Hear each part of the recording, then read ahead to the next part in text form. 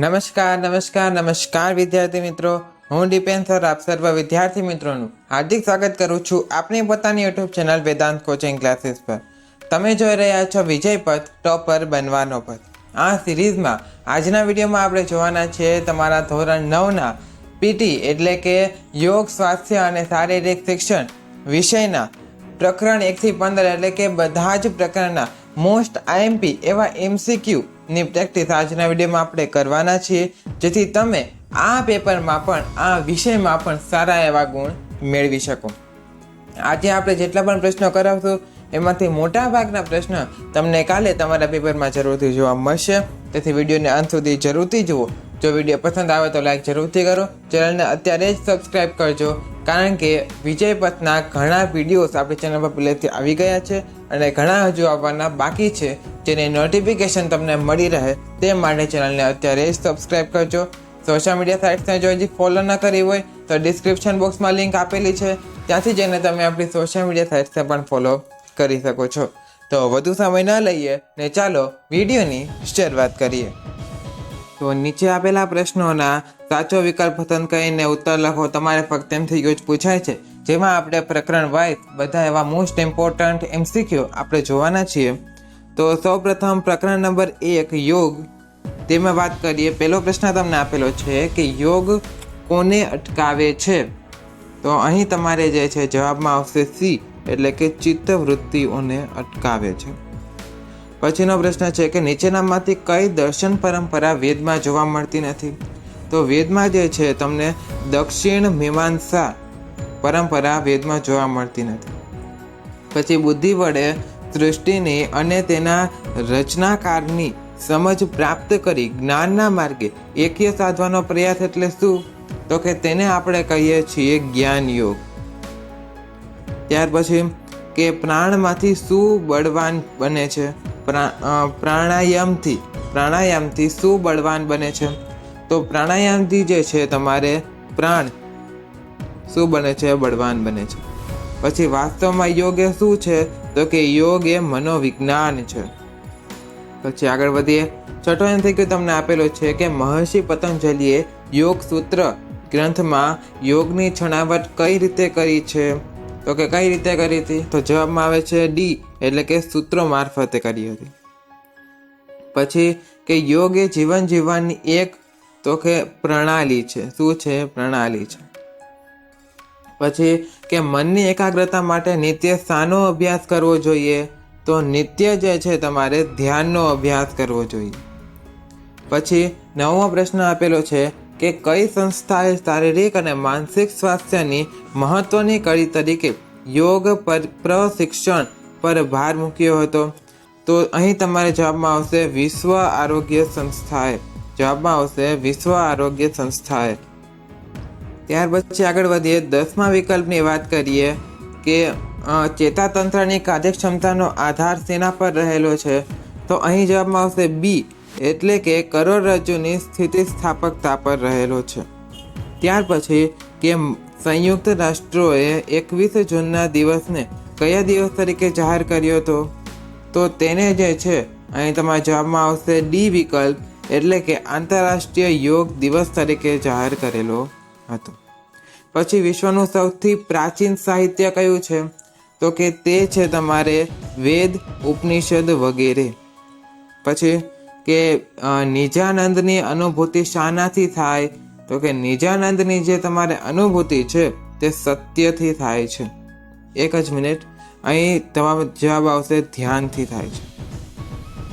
ચાલો હવે નેક્સ્ટ આગળ વધીએ આપણે કે પ્રકરણ 2 અષ્ટાંગ યોગ, તેની વાત કરશું. હવે તેના મોસ્ટ ઇમ્પોર્ટન્ટ એવા પ્રશ્નો જોવાના છે કે પહેલો પ્રશ્ન, આસનથી શરીરના આંતરિક અવયવોને કુદરતી રીતે શું મળે છે? તો કે શું મળે? જવાબમાં આવશે મસાજ મળે. પછીનો પ્રશ્ન કે નીચેના અંગોમાંથી કયું અંગ યમ નથી? તો કે અહીં આવશે C એટલે કે સ્વાધ્યાય એ જે છે તમારે અંગ યમ નથી. પછી કે પ્રાણાયામ માટે કઈ મુદ્રાનો ઉપયોગ કરવામાં આવે છે? તો પ્રાણાયામ માટે જે છે તમારે C એટલે કે પ્રણવ મુદ્રાનો ઉપયોગ કરવામાં આવે છે. પછી પ્રત્યાહારનું કયું ઉત્તમ ઉદાહરણ છે? તો કે અહીં તમારા જવાબમાં આવશે ડી એટલે કે કાચબો. પછીનો પ્રશ્ન છે કે અષ્ટાંગ યોગનું પ્રથમ સોપાન કયું છે? તો કે પ્રથમ સોપાન છે તમારે યમ. પછી યોગ પર આગળ વધનારે શેનાથી બચવું જોઈએ? કેનાથી બચવાનું? તો કે ચોરીથી બચવાનું. નીચેનામાંથી કયો એક પ્રકાર નિયમનો છે? તો અહીં તમારા જવાબમાં આવે છે ઓપ્શન એ એટલે કે ઈશ્વર પ્રાણીધાન. પછી હઠયોગ પ્રાદીપિકામાં પ્રાણાયામના કુલ કેટલા પ્રકાર દર્શાવ્યા છે? કુલ કેટલા પ્રકાર દર્શાવ્યા છે? તો કે 8 પ્રકાર દર્શાવ્યા છે. પછી યોગ દર્શન ગ્રંથમાં કોને પરમ તપ ગણવામાં આવ્યું છે? કોને? તો કે જવાબમાં આવશે સી એટલે કે પ્રાણાયામને. અષ્ટાંગ યોગનું ત્રીજું અંગ કયું છે? તો અષ્ટાંગ યોગનું જે ત્રીજું અંગ છે તે છે તમારે પ્રાણાયામ. પછી 11મો પ્રશ્ન છે કે નીચેનામાંથી કયો એક પ્રકાર નિયમનો છે? તો નિયમનો પ્રકાર કયો છે? તો જવાબમાં તમારે આવશે સી એટલે કે સ્વાધ્યાય. પછી યોગના મતે દુઃખનું મૂળ કયું છે? કયું કહેવાય? તો કે જવાબમાં આવશે તમારે ડી એટલે કે ઈચ્છા. પછી પ્રાણાયામના શ્વાસ લેવાની ક્રિયાને શું કહેવાય? તો કે તેને જે છે આપણે શું કહીએ છીએ? તો કે પૂરક કહીએ છીએ. ચાલો હવે નેક્સ્ટ આગળ વધીએ. પ્રકરણ નંબર 4ની વાત કરીએ આપણે. પ્રકરણ નંબર 4 તે છે તમારું આસન. જોઈએ આપણે પહેલો પ્રશ્ન કે કયા આસનમાં શરીરની જે સ્થિતિ છે તે ઘનસ જેવી થઈ જાય છે? તો કે અહીં જવાબમાં આવશે બી એટલે કે ધનુરાસન. પછીનો પ્રશ્ન કે કયા આસનને મંગલપ્રદ આસન ગણવામાં આવે છે? તો કે તે જે છે તમારા આવશે ભદ્રાસનને. પછીનો પ્રશ્ન છે કયું આસન ઊભાની સ્થિતિમાં કરવાનું હોય? ઊભાની સ્થિતિમાં કયું થાય? તો કે તાળાસન થાય. પછી કયા આસનમાં શરીરની સ્થિતિ પતંગિયા જેવી થાય છે? તો કે તેને આપણે કહીએ પૂર્ણ તિતલી આસન. પછી કયું આસન કરવાથી પ્રાણનો પ્રવાહ ઉર્ધ્વગામી બને છે? તો કે તે કયું આસન? તો કે તે છે પદ્માસન. પછી કયું આસન કરવાથી શુક્ર ગ્રંથિઓનો સોજો અને હર્નિયામાં ફાયદો થાય છે? તો કે તે છે તમારું ગોમુખાસન. પછી કયું આસન કરવાથી સાંધિવાના રોગમાં રાહત થાય છે? તો કે તેમાં તમારે આવશે ડી એટલે કે ગોમુખાસન. બંને પગની એડીઓનો પાછળનો ભાગ નાભી પાસેનો ભાગને સ્પર્શે તેમ રાખવી આ કયા આસન માટે કહેવાયું છે? તો કે આ જે છે તમારે પદ્માસન માટે કહેવાયું છે. ત્યાર પછી આગળ વધીએ. 9મો પ્રશ્ન તમને આપેલો છે કે કયું આસન કરવાથી જે છે ખોડ વગરની ખૂંધમાં ફાયદો થાય છે? તો તે આસન તમારે છે અહીં જવાબમાં આવશે તમારે બી એટલે કે ધનુરાસન. નેક્સ્ટ 10મો વિકલ્પ કે કયું આસન કરવાથી પગ અને હાથ વળે છે? તો અહીં જવાબમાં આવે છે તમારે સી એટલે કે પાદહસ્તાસન. કયું આસન કિશોરાવસ્થામાં ઊંચાઈ વધારવા માટે ઉપયોગી બને છે? તો તે કયું? તો કે તાળાસન. કયું આસન કરવાથી ક્ષય, હૃદય રોગ, અનિદ્રા વગેરે અસંખ્ય રોગોમાં ફાયદો થાય? તો કે તેને આપણે કહીએ છીએ ભદ્રાસન. પછી કયું આસન કરવાથી શરીરની સ્થિતિ કમળ જેવી થાય? કમળ જેવી કેમાં થાય? તો કે અહીં આવે છે તમારે સી એટલે કે પદ્માસન. તિતલી જેવી કેમાં થાય? તો કે પૂર્ણ તિતલી આસન. યાદ રાખજો. પછી શવાસનને બીજા કયા નામે ઓળખવામાં આવે? તો કે તેને જે છે આપણે શિથિલાસનના નામે ઓળખીએ છીએ. કયું આસન કરવાથી દોડવાની ઝડપ વધે છે અને શરીર હળવું બને છે? તો કે તેમાં તમારે આવશે બી એટલે કે તાડાસન. 16મો વિકલ્પ છે કે કયું આસન કરવાથી પગ, ગરદન, પીઠ, નિતંબ અને પેટના સ્નાયુઓ જે છે તે મજબૂત બને છે? તો કે તે છે તમારું પાદહસ્તાસન. કયું આસન કરવાથી સાથળની અંદરની ચરબી ઘટે છે? તો કે તે આસન છે તમારું ભદ્રાસન. 18મો પ્રશ્ન કયું આસન સાચી રીતે 10 મિનિટ સુધી કરવામાં આવે તો 6 કલાકની ઊંઘમાં ફાયદો થાય છે? તો કે તેને આપણે કહીએ છીએ સાવ સહેલું એવું શવાસન. પછીનો પ્રશ્ન કે કયું આસન જે છે તે નાભી સંબંધી તકલીફ માટે ઉપયોગી બને છે? તો કે તે આસન છે તમારું ઉત્તાન પાદાસન. કયું આસન કરવાથી હાથ, પગ અને છાતીના સ્નાયુઓ જે છે તે મજબૂત બનતા હોય છે? તો કે તેને આપણે કહીએ છીએ બી એટલે કે ધનુરાસન. પછી કયું આસન કરવાથી જનનેન્દ્રિય અને ઉત્સર્ગ તંત્ર તંદુરસ્ત બને? તો કે તે છે ભદ્રાસન. કયા આસનથી સાથળની અંદરના સ્નાયુઓને ખૂબ આરામ મળે છે? તો અહીં આવશે તમારે પૂર્ણ તિતલી આસન. પછી કયા આસનથી પગના સ્નાયુઓ જે છે તે મજબૂત બને છે? તો કે તે છે તમારે અહીં જવાબમાં આવશે ધનુરાસન. કયું આસન કરવાથી શરીર સુડોળ બને છે? તો કે તે છે તમારે પાદ હસ્તાસન. ચાલો, તો આ તમારો જે છે યોગનો મુદ્દો થયો. હવે આપણે સ્વાસ્થ્ય શિક્ષણ તરફ જવાનું છે. અલગ મુદ્દો આવે છે તમારે જે છે તેમાં પ્રકરણ નંબર 5 સ્વાસ્થ્ય, તેના માટેના મોસ્ટ ઇમ્પોર્ટન્ટ એવા પ્રશ્નો જોવાના છે. જોઈએ, પહેલો પ્રશ્ન છે કે કોના આધારે તમે તમારું શારીરિક, માનસિક અને સામાજિક સ્વાસ્થ્ય કયા સ્તરે છે અને તેમાં કેટલો સુધારો જરૂરી છે તે નક્કી કરી શકો છો? તો કે અહીં જવાબમાં આવે છે ડી એટલે કે સ્વાસ્થ્ય સપ્તકા. જવાબમાં આવશે સ્વાસ્થ્ય સપ્તકા. પછી બીજો પ્રશ્ન છે કે સ્ટેન્ડિંગ બ્રોડ જમ્પની કસોટીમાં ખેલાડીને કેટલી તક આપવામાં આવે છે? તો ખેલાડીને જે છે 3 તક આપવામાં આવે છે. પછીનો પ્રશ્ન કે સ્વાસ્થ્યના કેટલા સ્તર છે?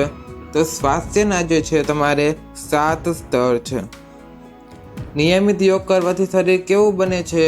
તો શરીર જે છે તમારું સુદૃઢ બને છે. 800 મીટર દોડની કસોટીમાં ખેલાડીને કેટલી તક આપવામાં આવે? તો તેમાં ખેલાડીને 3 તક આપવામાં આવે, મતલબ કે 1 તક આપવામાં આવે છે. સ્વાસ્થ્ય પરીક્ષણ કાર્યક્રમ દ્વારા વિદ્યાર્થીઓની કઈ ક્ષમતાનું માપન કરવામાં આવે છે? તો તેમની જે છે શારીરિક ક્ષમતાનું માપન કરવામાં આવતું હોય છે.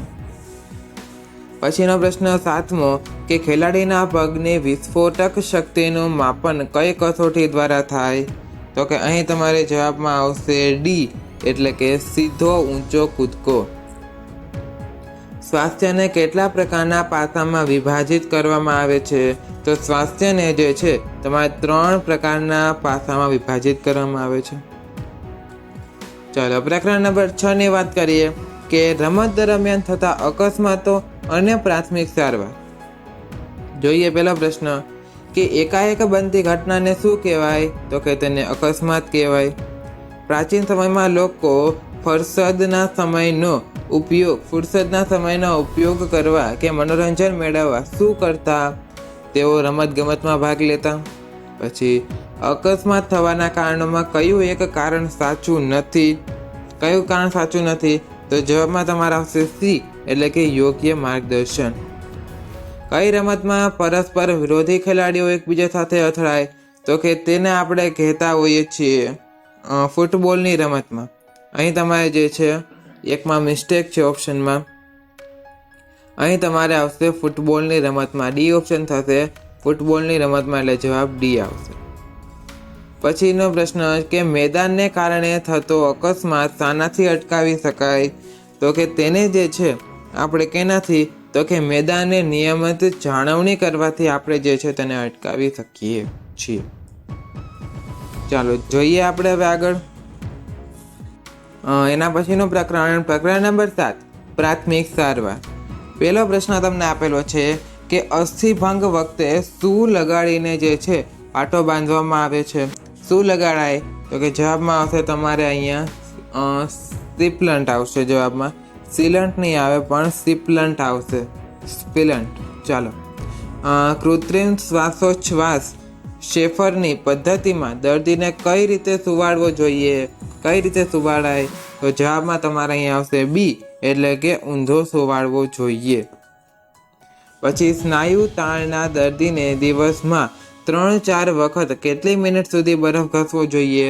તો કે અહીંયા આવશે જવાબમાં ડી એટલે કે 20 થી 30.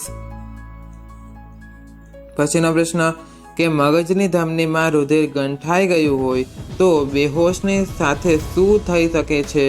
શું થઈ શકે? તો કે જવાબમાં આવશે ડી એટલે કે લકવો થઈ શકે. પછી શરદીના રોગમાં ઉધરસ વધી જાય તો શાનું સેવન કરી શકાય? તો કે અહીં તમારા જવાબમાં આવશે બી એટલે કે હળદર, અજમો અને સૂંઠનું સેવન કરી શકાય. પછીનો પ્રશ્ન છે છઠ્ઠો કે શરીર પર કાપો પડે ત્યારે તેને જંતુનાશક દવાના દ્રાવણથી સાફ કરી પાટો બાંધી કયું ઇન્જેક્શન અચૂક આપવામાં આવે છે? તો તેને જે છે ધનુનું ઇન્જેક્શન અચૂક આપવામાં આવે છે. પછીનો પ્રશ્ન કે મધમાખી કરડે ત્યારે ડંખ લાગેલા ભાગ પર શું ઘસવું જોઈએ? ત્યારે ડંખ લાગેલા ભાગ પર જે છે તમારે બરફ ઘસવો જોઈએ. પછી કે સ્નાયુ તાણ થાય ત્યારે સ્નાયુને આરામ આપીને દુખાવાની જગ્યાએ શું ઘસવું જોઈએ? તો દુખાવાની જગ્યાએ જે છે તમારે બરફ ઘસવો જોઈએ. સતત રક્તસ્રાવના ઈજા પામેલ અવયવને કોની સપાટીથી ઊંચે રાખવો જોઈએ? તો કે તેને જે છે તમારે હૃદયની સપાટીથી ઊંચો રાખવો જોઈએ કે જેથી તેના પાસે જે છે વધારે લોહી ન પહોંચે અને વધારે લોહીનો સ્ત્રાવ ન થાય. પછી આગળ વાત કરીએ તમારે પ્રકરણ નંબર 8 એટલે કે વ્યાયામની અસરો.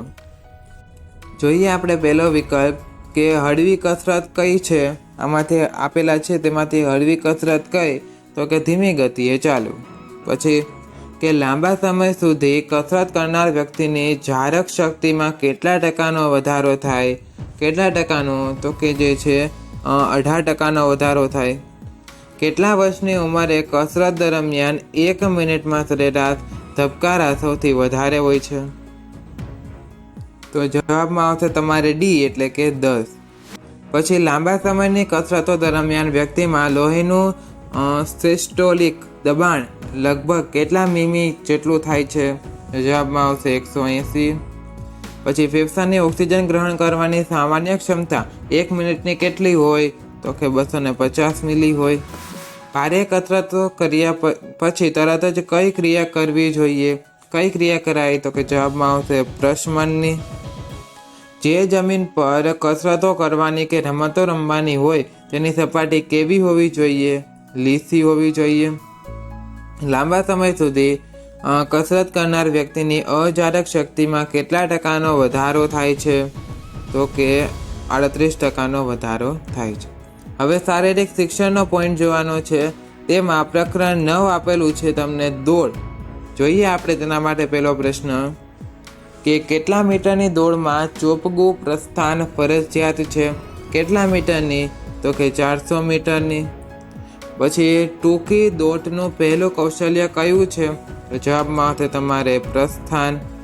પછી નિરાયાસ દોડ દરમિયાન ઝડપ ગુમાવ્યા વગર કોને આરામ આપી શકાય? તો કે સ્નાયુઓને. મધ્યમ પ્રસ્થાનમાં મજબૂત પગનો પંજો પ્રસ્થાન રેખાથી કેટલી સેમી દૂર રાખવામાં આવે છે? તો કે અહીંયા આવશે 30 થી 45 સેમી. ટૂંકી દોડનું બીજું કૌશલ્ય કયું છે? તો કે દોડ કદમો. પછી શાનો ઉપયોગ કરવાથી ખેલાડી જે છે શરૂઆતથી ઝડપ પ્રાપ્ત કરે છે? તો જવાબમાં તમારા આવશે દોડ કદમોનો. પછી ટૂંકા અંતરની દોડની શરૂઆતના લગભગ કેટલા કદમો અંતરાળ કદમો છે? કેટલા? તો કે 6 થી 9. પ્રસ્થાન ટેકાને કારણે શું મળવાથી શરૂઆતથી ઝડપ વધે છે? તો અહીં જવાબ આવશે તમારા ડી એટલે પ્રત્યાઘાત. ટૂંકી દોડમાં વિજય મેળવવા માટે શું મહત્વનો ભાગ ભજવે છે? તો પ્રસ્થાન. નીચેનામાંથી કેટલા અંતરની દોડ ટૂંકા અંતરની દોડ કહેવાય છે? તો અહીં તમારે જે છે જવાબમાં આવશે સી એટલે કે 200 મીટર.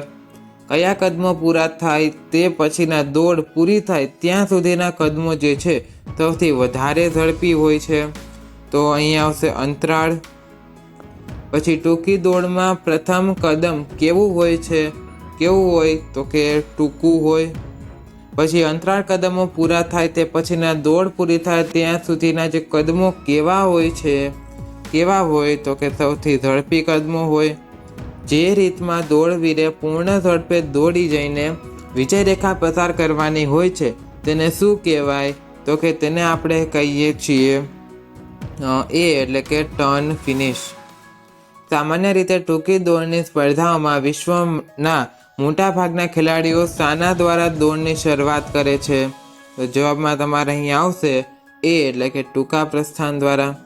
ચોપગા પ્રસ્થાનના પ્રકારો પૈકી કયો પ્રકાર ખોટો છે? કયો ખોટો છે? તો કે ખડું પ્રસ્થાન તે ખોટો પ્રકાર છે. ચાલો હવે ત્યાર પછીનો તમારે પ્રકરણ નંબર 10 છે લાંબી કૂદ. જોઈએ તેના વિશેના પ્રશ્ન આપણે. પહેલો પ્રશ્ન કે લાંબી કૂદનો ખાડો કેટલો પહોળો હોય? તો કે અહીં જે છે તમારા જવાબમાં આવશે સી એટલે કે 2.75 મીટર. ટેક પાટિયાની પહોળાઈ કેટલી હોય? તો કે તેની જે છે પહોળાઈ તમારે 20 સેમી હોય. ટેક પાટિયાને જમીનમાં કેવી રીતે દાટવામાં આવે? તો તેને જે છે જમીનની સપાટીને સમતલ દાટવામાં આવે. પછી કે લાંબી કૂદમાં પેશ કદમી લીધા પછી કઈ ક્રિયા શરૂ થાય છે? કઈ ક્રિયા? તો કે પગ ઠેકની. લાંબી કૂદમાં ઉડ્ડયનનો ખૂણો સામાન્ય રીતે કેટલા અંશનો હોય? તો કે 45 અંશનો હોય. લાંબી કૂદમાં ખેલાડી પગ ઠેક ક્યાં પગે લે છે? તો કે મજબૂત પગે લે છે. લાંબી કૂદમાં ખેલાડી આગમ દોડ માર્ગ પર ઠેક પાટિયા સુધી દોડે તેને શું કહેવાય? તો કે તેને આપણે કહીએ છીએ પેશ કદમી. પછી લાંબી કૂદમાં હરીફ કઈ પદ્ધતિમાં ચાલવાની ક્રિયા કરે છે? તે જે છે લટક. પછી લાંબી કૂદની હાલચાલ પદ્ધતિમાં મુક્ત પગને કેટલી વખત આગળ પાછળ કરવામાં આવે છે? તો મુક્ત પગને જે છે 4 વખત આગળ પાછળ કરવામાં આવે. લાંબી કૂદમાં ઉડ્ડયનની પ્રચલિત પદ્ધતિઓ કેટલી છે? તો કે 2 છે. લાંબી કૂદનો આગમદોડ માર્ગ કેવો હોવો જોઈએ? તો કે સમતલ હોવો જોઈએ. લાંબી કૂદમાં પગ ઠેકનું કાર્ય જણાવો. શું કાર્ય છે? તો કે શરીરને ઉપરની દિશાએ 45 અંશનો ખૂણો બદલવાનું. લાંબી કૂદમાં કઈ પદ્ધતિમાં શરીરની સ્થિતિ જે છે હવામાં લટકતી બને છે? તો જવાબમાં આવશે લટક. લાંબી કૂદમાં પગ ઠેકની ક્રિયામાં પ્રક્ષેપણ સિદ્ધાંત મુજબ ગતિશક્તિનું શામાં રૂપાંતર થાય? તો કે ઉછાળ શક્તિમાં. પછી લાંબી કૂદનું ઠેક પાટિયું શામાંથી બનાવેલું હોવું જોઈએ? કેમાંથી? તો કે લાકડામાંથી. આગમદોડ માર્ગ ઉપર ખેલાડીએ કેવી રીતે દોડવાનું હોય? કેવી રીતે દોડવાનું હોય છે? તો કે સીધી રેખામાં દોડવાનું હોય છે. ચાલો હવે પ્રકરણ નંબર 11 ગોળા ફેંક તેના વિશેની વાત કરવાની છે. પહેલો પ્રશ્ન છે તમારો કે ગોળા ફેંકના વર્તુળનો વ્યાસ, ગોળા ફેંકના વર્તુળનો જે વ્યાસ છે તે કેટલો હોય છે? તો અહીં તમારે જવાબમાં આવશે બી એટલે કે 2.135 મીટર. ગોળા ફેંકના રિંગની જાડાઈ, ગોળા ફેંકમાં રિંગની જાડાઈ કેટલી હોય છે? તો રિંગની જાડાઈ જે છે તે તમારે સી એટલે કે 6 મિલીમીટર હોય છે. ગોળા ફેંકના મેદાનમાં અટક પાટિયાની અંદરની ધારની લંબાઈ કેટલી હોય? તો કે એક જ મિનિટ, અહીં તમારા જવાબમાં આવશે 1.15 મીટર. ગોળા ફેંકમાં ફેંક અને છૂટની ક્રિયાઓ પછી ખેલાડીએ સમતોલન જાળવવા શું કરે છે? તો તે જે છે પગ બદલની ક્રિયા કરે છે. ગોળા ફેંકમાં ટી સ્થિતિમાં અને ક્રાઉચની સ્થિતિઓ શા માટે લેવામાં આવે? તો કે જવાબમાં આવશે સી એટલે કે ફેંકની ક્રિયા ગતિ મેળવવા માટે. પછી ગોળા ફેંકની લોખંડની રિંગ કયા રંગથી રંગવામાં આવે છે? તો તેને જે છે જવાબમાં આવશે ડી એટલે કે સફેદ રંગથી રંગવામાં આવે. 7મો પ્રશ્ન ગોળા ફેંકમાં ગોળો કેટલા અંશના ખૂણે ફેંકવામાં આવે છે? તો ગોળાને જે છે 40 થી 45 અંશના ખૂણે ફેંકવામાં આવે. ગોળાની પકડ લીધા પછી તેને કયા મૂકવામાં આવે? તો તેને જે છે જવાબમાં આવશે બી એટલે કે હાંસડીના હાડકા ઉપર મૂકવામાં આવે. ગોળા ફેંકમાં ફેંક અને લોટની ક્રિયા પછી ખેલાડી કયું કૌશલ્ય લે છે? તો તે જે છે પગ બદલ. ગોળા ફેંકના પટક કૌશલ્યના કયા પ્રકારમાં મજબૂત હાથથી ચારેય આંગળીઓ ખુલ્લી મૂકવામાં આવે છે? તો અહીં જે છે તમારે જવાબમાં આવશે બી એટલે કે બીજા પ્રકારમાં. ગોળા ફેંકમાં ફેંક અને છૂટની ક્રિયાઓ પછી પગ બદલની ક્રિયા શા માટે કરવામાં આવે છે? તો કે શરીરનું સમતોલન જાળવવા. ગોળા ફેંકમાં ગોળાની પકડ કેટલા પ્રકાર હોય છે? તો કે કેટલા પ્રકારે હોય? જવાબમાં આવશે તમારે બી એટલે કે 3. ગોળા ફેંકમાં ગોળો સામાન્ય રીતે કયા હાથથી પકડવામાં આવે છે? મજબૂત હાથથી પકડવામાં આવે છે. ગોળા ફેંકવાની અસરકારક અને અદ્યતન પદ્ધતિનું નામ જણાવો. કઈ છે તે પ્રક્રિયા? જવાબમાં તમારે અહીંયા આવશે સી એટલે કે ડિસ્કો પટ. પછી ગોળો ફેંકવા માટે વર્તુળમાં ઊભા રહેવાની સ્થિતિને શું કહેવાય? તો તેને ઊભણી કહેવાય. પછી ગોળા ફેંકનું છેલ્લું કૌશલ્ય કયું છે? તો કે છેલ્લું કૌશલ્ય જે છે તમારે કયું આવશે? બી એટલે કે પગ બદલ. ગોળા ફેંકની રિંગની ઊંચાઈ કેટલી હોય છે? રિંગની ઊંચાઈ જે છે 7.6 સેમી હોય છે. ચાલો હવે નેક્સ્ટ તમારે આવે છે પ્રકરણ નંબર 12 કબડ્ડી. તેના પ્રશ્નની વાત કરવાની છે આપણે. જોઈએ આપણે પહેલો પ્રશ્ન કે વર્ષો પહેલા પૂર્વ ભારતમાં કબડ્ડીની રમત કયા નામે ઓળખાતી? તો હુ ડુ ડુ આ કંઈક નામથી ઓળખાતી હશે. ચાલો કયા શહેરમાં યોજાયેલ ઓલિમ્પિક રમોત્સવમાં કબડ્ડીની રમતનું નિર્દેશન કરવામાં આવ્યું હતું? કઈ હતી? જોવામાં તમારે આવશે અહીંયા એ એટલે કે બર્લિન. પછી કઈ સાલથી જે છે કબડ્ડીની રાષ્ટ્રીય સ્પર્ધાઓ યોજવાની શરૂઆત થઈ? જવાબમાં આવશે બી એટલે કે 1952થી. શરૂઆતના વર્ષમાં કબડ્ડીની રમત કઈ પદ્ધતિએ રમાતી નહોતી? તો કે જવાબમાં આવશે તમારા અહીંયા ડી એટલે કે જીવંત પદ્ધતિ. પછી 5મો પ્રશ્ન જુનિયર ભાઈ બહેનો માટેના કબડ્ડીના મેદાનની લંબાઈ કેટલી હોય છે? તો જવાબમાં આવશે 11 મીટર. સામા પક્ષના એક ખેલાડીને માર કરવા બદલ ચઢાઈ કરનાર ટુકડીને કેટલા ગુણ મળે? 1 ગુણ મળે. કબડ્ડીના નીચેના કૌશલ્યોમાંથી બચાવ કરનાર પક્ષનું કૌશલ્ય કયું છે? બચાવ કરનાર પક્ષનું કૌશલ્ય તો જવાબમાં આવશે તમારા અહીંયા સી એટલે કે અર્ધચંદ્રાકાર ઘેરો. પછી કબડ્ડીની રમતમાં લંઘન રેખા ઓળંગવી કૌશલ્યમાં ખેલાડીએ કઈ રેખા ઓળંગવાની હોય છે? તો જવાબમાં તમારા અહીંયા આવશે એ એટલે કે મધ્ય રેખા. કબડ્ડીની રમતમાં સાંકળ ઘેરો કૌશલ્યના પ્રકારોમાં કયો પ્રકાર ખોટો છે? તો ચતુર્થ સાંકળ ઘેરો. જુનિયર ભાઈ બહેનો માટેની કબડ્ડીની રમતમાં દરેક પક્ષને દરેક અર્ધ સમયમાં કેટલી સેકન્ડમાં 2 ટાઈમ આઉટ આપવામાં આવે છે? તો જવાબમાં આવશે તમારે અહીંયા સી એટલે કે 30. પછી કબડ્ડીની રમતનું મેદાન કેવું હોવું જોઈએ? તો તે જે છે સમતલ હોવું જોઈએ. જ્યારે એક ટુકડી વિરુદ્ધ ટુકડીના તમામ ખેલાડીને આઉટ કરે ત્યારે તેને શું મળે છે? તો ટીમને જે ટીમ જવાબ આવશે તમારે અહીંયા એ એટલે કે લોનના 2 ગુણ મળે છે. નીચેનામાંથી કબડ્ડીનું કયું કૌશલ્ય બચાવ પક્ષનું છે? તો જવાબમાં આવશે એ એટલે વ્યક્તિગત ઘેરો. કબડ્ડીની રમતમાં ખેલાડી ચઢાઈ કરતો હોય ત્યારે વિરુદ્ધ ટુકડીના ખેલાડીઓ કઈ રેખા ઓળંગી શકશે નહીં? તો અહીં જવાબમાં આવશે બી એટલે કે મધ્યમ રેખા. કબડ્ડીના કયા કૌશલ્યમાં બચાવ પક્ષના ખેલાડીઓ સાંકળ બનાવીને ચઢાઈ કરનારને પકડવા પ્રયત્ન કરે છે? તો અહીં તમારા જવાબમાં આવશે બી એટલે સાંકળ ઘેરો. કબડ્ડીના નીચેના કૌશલ્યોમાંથી ચઢાઈ કરનાર પક્ષનું કૌશલ્ય કયું? ચઢાઈ કરનાર પક્ષનું કૌશલ્ય તો કે લંઘન રેખા ઓળંગવી.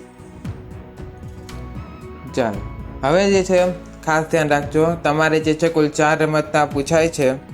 એક તેમાં આપણે અત્યારે વાત કરી કબડ્ડીના અથવામાં ખોખો પૂછાય છે અને બીજી રમત તરીકે તમારે જે છે વોલીબોલ અને એના અથવામાં તમારે જે છે ક્રિકેટ પૂછાય છે. આ 4માંથી જે છે તમારે 2 લખવાની છે. મતલબ કે પહેલાં કબડ્ડી ને ખોખો 2માંથી ગમે તે એક રમતના તમારે જે છે પ્રશ્નના જવાબ લખવાના છે. તમે અડધા કબડ્ડીના લખો અડધા ખોખોના લખો તો માર્ક અડધાના જ મળશે તેવું ચાલતું નથી. તેથી ગમે તે એક રકમના મતલબ કે ગમે તે એક રમતના તમારે પૂરા પ્રશ્નોના જવાબ લખવાના છે અને બીજામાં વોલીબોલ અને ક્રિકેટ 2માંથી એક રમતના તમારે જે છે પ્રશ્નોના જવાબ લખવાના હોય છે. તો આપણે કબડ્ડીનું જોઈ ગયા. હવે આપણે ખોખો વિશે વાત કરીએ. પહેલો પ્રશ્ન ડબલ ચેન કેટલા ગળાની હોય છે? ડબલ ચેન જે છે કેટલા ગાળાની હોય છે? તો અહીં જે છે તમારા જવાબમાં આવશે અહીં 2 જવાબ આવશે. પછી ઈસવીસન 1987માં સૌપ્રથમ SAF એ કયા શહેરમાં ખોખોની રમતનું આયોજન કર્યું હતું? કયા શહેરમાં? તો જવાબમાં આવશે સી એટલે કોલકાતામાં. ખોખોની રમતમાં નીચેનામાંથી કયું કૌશલ્ય મારનાર પક્ષનું નથી? તો જવાબમાં આવશે ડી એટલે કે પલટી મારવી. ખોખોની રમતમાં નીચેના કૌશલ્યોમાંથી કયું કૌશલ્ય મારનાર એટલે કે પકડનાર પક્ષનું છે? તો અહીં જે છે તમારા જવાબમાં આવશે ડી એટલે કે પિસ્તાળીસના ખૂણે માર મારવું. ખોખોમાં રમનાર ખેલાડી થાકે છે ત્યારે એકાગ્રતાથી શાંત ચિત્તે કઈ રમત રમવાની શરૂઆત કરે છે? તો અહીં તમારા જવાબમાં આવશે સી એટલે કે ગોળ રમત. ખોખોની રમતમાં નીચેનામાંથી કયું કૌશલ્ય મારનાર એટલે કે પકડનાર પક્ષનું છે? અહીં જે છે તમારા જવાબમાં આવશે સી એટલે કે ખો આપવી એમ. ત્યાર પછી કે ખોખોની રમત દરમિયાન સ્તંભ એટલે કે ખૂંટ ઉપર પકડનાર ખેલાડી કયા કૌશલ્યથી રમનાર ખેલાડીને બાદ કરી શકે છે? તો અહીં તમારે જે છે જવાબમાં આવશે અહીં સી એટલે કે જજમેન્ટ ખો. ખોખોની રમતમાં પકડનાર ખેલાડી સાની બહાર જશે તો દિશા લેવા સંબંધી નિયમ લાગુ પડશે. અહીં તમારા જવાબમાં આવશે ડી એટલે કે મુક્ત પ્રદેશની. ખોખોની રમતમાં જુનિયર ભાઈઓ બહેનો માટે પ્રત્યેક વારીનો શું સમય હોય છે? તો અહીં તમારે જવાબમાં આવશે બી એટલે કે 9 મિનિટ. ખોખોની રમતમાં નીચેનામાંથી કયું કૌશલ્ય રમનાર કૌશલ્ય નથી? કૌશલ્ય છે રમનારનું કૌશલ્ય નથી. તો અહીં જવાબમાં આવશે બી એટલે કે પલટી મારવી.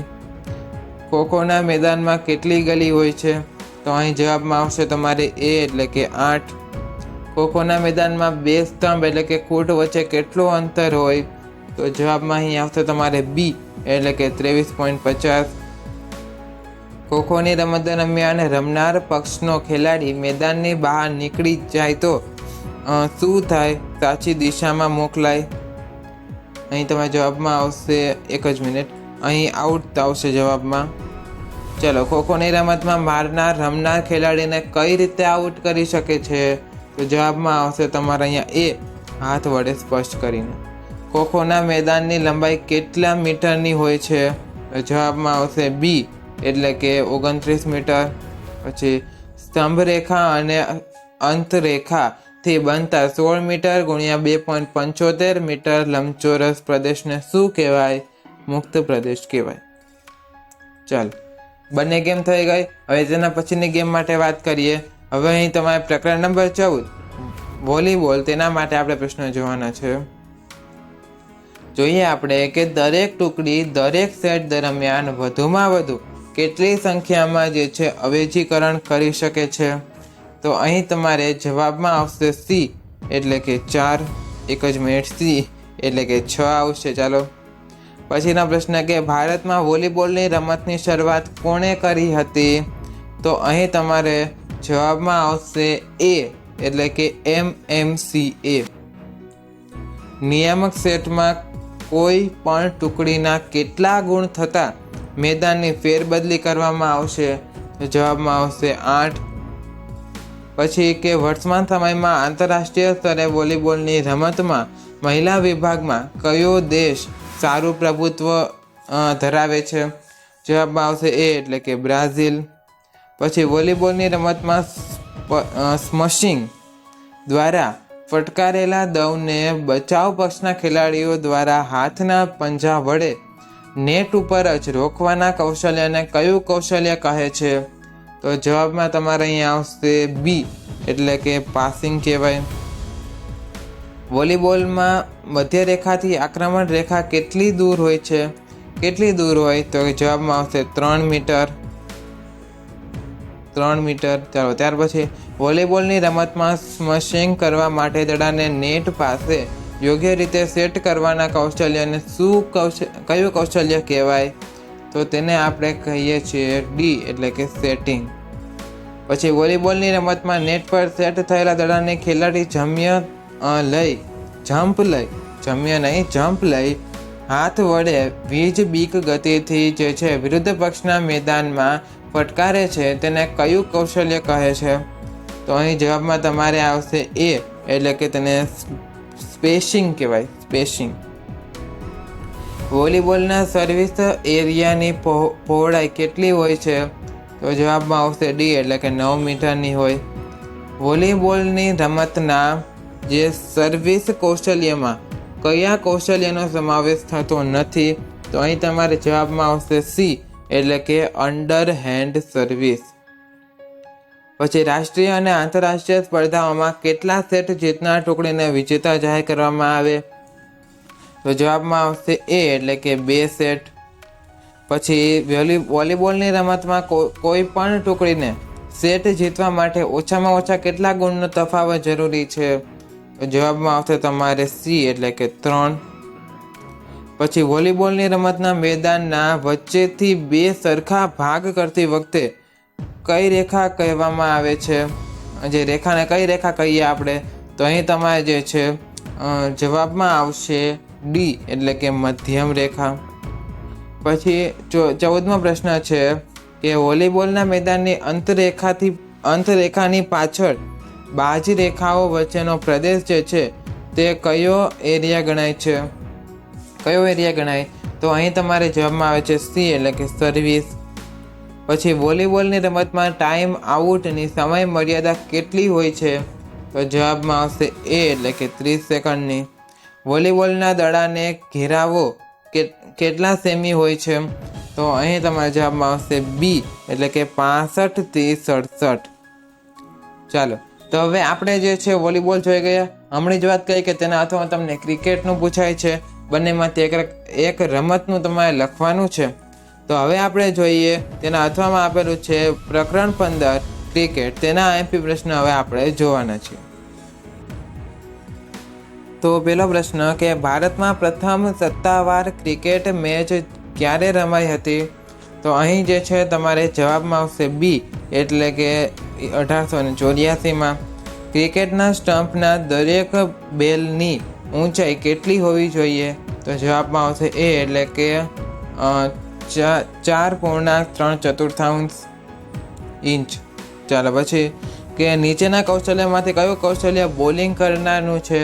તો જવાબમાં આવશે તમારે અહીંયા બી એટલે કે લેગ સ્પિન બોલિંગ. પછી 1 ડે ક્રિકેટમાં એક ટીમ કેટલી ઓવરો રમે છે? તો કે 50. પછી ક્રિકેટમાં નો બોલ જાહેર થતાં સામેની ટુકડીને કેટલા રન મળે છે? તો જવાબમાં આવશે સી એટલે કે 1 રન. પછી બેટ્સમેનને આઉટ કરવા માટે પાયાનું અને અસરકારક કૌશલ્ય કયું છે? તો જવાબમાં જે છે અહીં તમારે આવશે ડી એટલે કે બોલિંગ. પછી ફાસ્ટ બોલિંગમાં દડો શોર્ટ પીચ આવે ત્યારે કયા પ્રકારનો શોટ રમવામાં આવે છે? તો જવાબમાં અહીં તમારે આવશે બી એટલે કે હુક શોટ. ક્રિકેટની રમતમાં જો બેટ્સમેન બોલને ફટકારવા જતાં વિકેટ કે બેલ્સ પાડી નાખે તો કયા પ્રકારનો આઉટ ગણાય? તો અહીં તમારા જવાબમાં આવશે ડી એટલે કે હિટ ધી વિકેટ. પછી ક્રિકેટની રમતમાં બોલર એક છેડા ઉપરથી સતત 6 દડા બેટ્સમેન તરફ નાખે તેને શું કહેવામાં આવે છે? તો તેને કહેવામાં આવે છે જવાબ આવશે બી એટલે કે ઓવર. ક્રિકેટનું મેદાન કેટલું લાંબુ હોય એ ઈચ્છનીય છે? તો જવાબમાં આવશે ડી એટલે કે 180 વાર. ક્રિકેટની રમતમાં બોલર દ્વારા ફેંકાયેલા જે દડાને ફટકો મારવા માટે બેટને પાછળ બાજુએ પદ્ધતિસર ઊંચકવાની કૌશલ્યને શું કહેવામાં આવે છે? તેને બેકલિફ્ટ કહેવાય. પછી 12મો પ્રશ્ન કે ક્રિકેટના મેદાનમાં બંને બોલિંગ ક્રીઝ વચ્ચે આવેલા રમવાના મેદાનને શું કહેવામાં આવે છે? તો અહીં તમારા જવાબમાં આવશે સી એટલે કે પીચ કહેવામાં આવે. ક્રિકેટની રમતમાં મુખ્યત્વે કેટલા પ્રકારની ફિલ્ડિંગ ગોઠવવામાં આવે છે? જવાબમાં આવશે સી એટલે કે 2 પ્રકારની.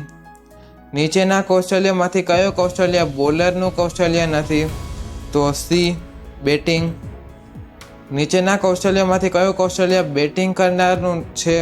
તો જવાબમાં આવશે સી એટલે કે બેક ફૂટ ડ્રાઈવ. પછી ક્રિકેટની રમતમાં ફોલો ઓન માટે 2 દિવસની મેચ હોય છે તો કેટલા રનનો તફાવત જરૂરી ગણાય છે? અહીં તમારા જવાબમાં આવશે એ એટલે કે 75. વચ્ચેના સ્ટમ્પની બંને બાજુએ સ્ટમ્પની સીધી લીટીમાં કેટલા મીટરની રેખા દોરવામાં આવે છે? અહીં તમારા જવાબમાં આવશે સી એટલે કે 1.34. તો મિત્રો, અહીં આપણે વિડીયો સમાપ્ત કરીએ છીએ. આ વિડીયોને અંત સુધી જોવા બદલ આપ સર્વ વિદ્યાર્થી મિત્રોનો ખૂબ ખૂબ આભાર. આ ચેનલ પર આટલો વિશ્વાસ કરવા બદલ આપ સર્વનો આભાર માનું છું. આ વિડીયો તમારી પરીક્ષા માટે ખૂબ ઉપયોગી થશે એવી અમને આશા છે અને તમને પણ અમારા પર જરૂરથી વિશ્વાસ હશે. તો હવે મળીશું નેક્સ્ટ વિડીયોમાં કંઈક નવા કન્ટેન્ટ સાથે. ત્યાં સુધી થેન્ક્સ ફોર વોચિંગ. જય હિન્દ, વંદે માતરમ.